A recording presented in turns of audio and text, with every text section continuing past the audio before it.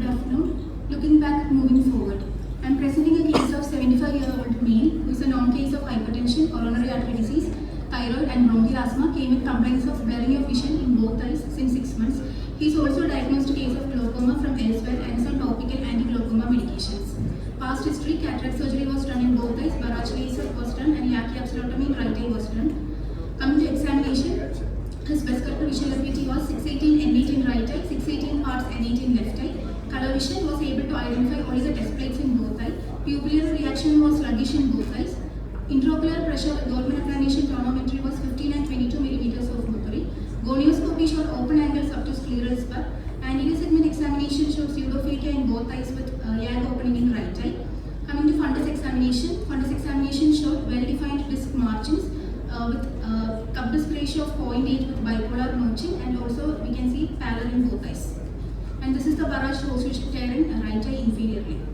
The patient was sent for a visual field analysis and it showed generalized reduction in sensitivity in right eye and also scotoma in left hemifield. And this arouses suspicion of junctional scotoma. And OCT RNFL was done and it showed thinning of all quadrants, RNFL in all quadrants except the nasal quadrants in both eye.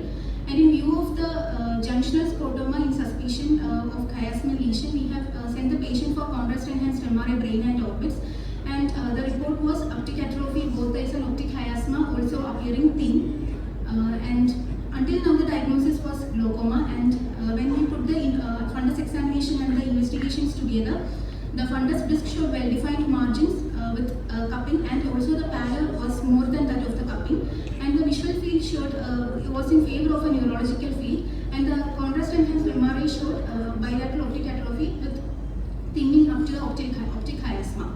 And now the provisional diagnosis becomes primary optic atrophy both eyes, varicose and primary open angle glaucoma. Thank you.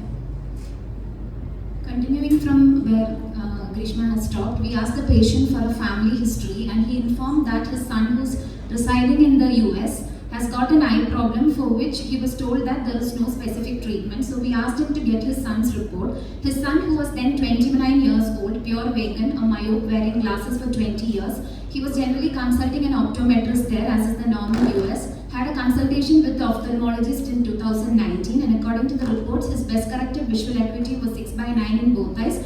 He had mild dyschromatopsia, fundus showed wedge-shaped temporal pallor in both eyes, visual field showed secocentral scatter type defects, and OCT showed RNFL thinning corresponding to temporal pallor. These are the reports, and they had come to a differential diagnosis of nutritional optic atrophy due to vitamin B12 deficiency and hereditary optic atrophy, probably autosomal dominant optic atrophy.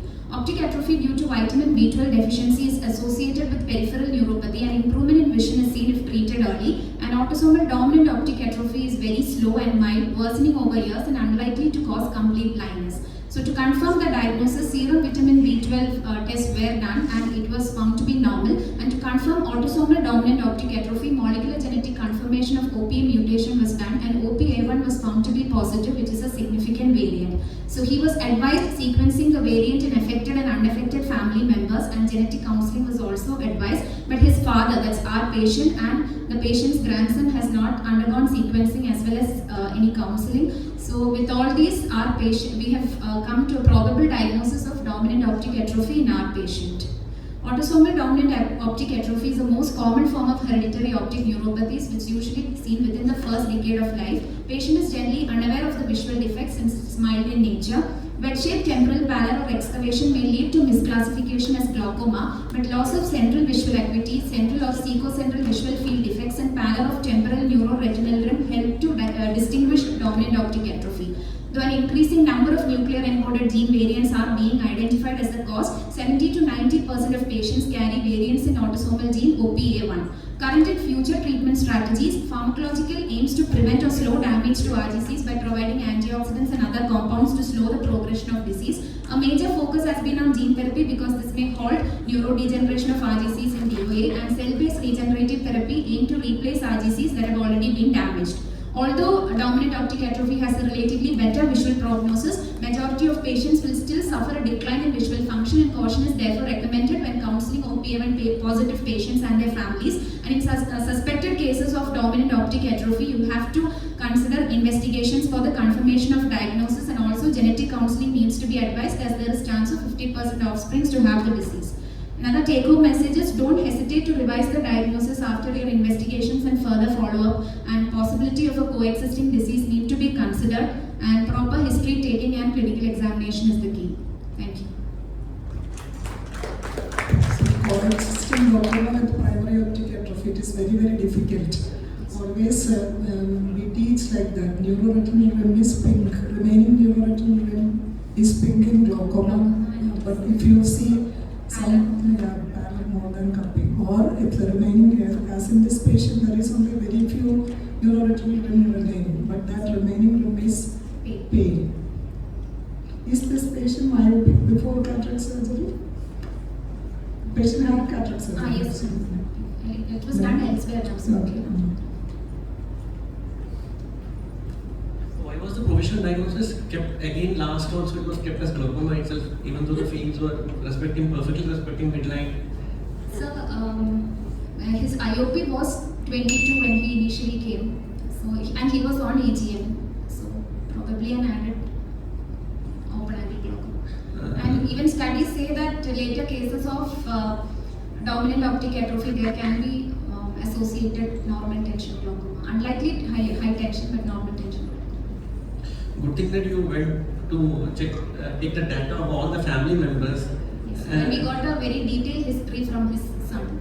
I mean, history and investigations. Like they had around 40 to 50 pages of. It was easy.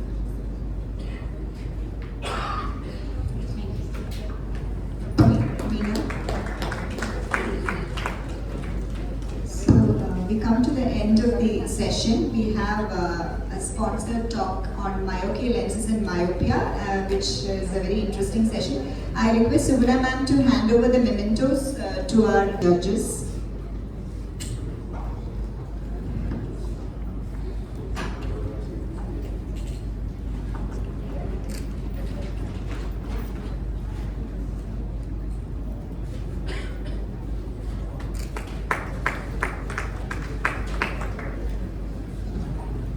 Dr. Malika and Dr. Matthew and Dr. Meena, please.